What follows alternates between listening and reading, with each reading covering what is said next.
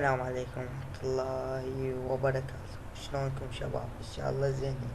في هذا الدرس سوف نتعلم طريقة كيفية تعرف الكمبيوتر الخاص بك فيه نقص تعريف. تابع معي هذا الدرس. أولا نذهب إلى لوحة التحكم، ثم بعدها إلى دائرة الأجهزة. حاليا تفتح. شوفوا الحمد لله أنا عندي نقص تعريف واحد. ممكن شوف شباب شلون نعرف عندنا نقص تعريف.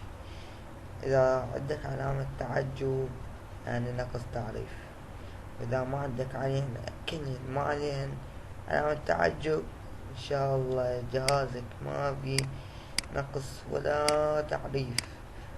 شكرا للمتابعة، أرجو عمل لايك ومشاركة، أرجوكم لحد الآن ولا مشارك ولا لايك.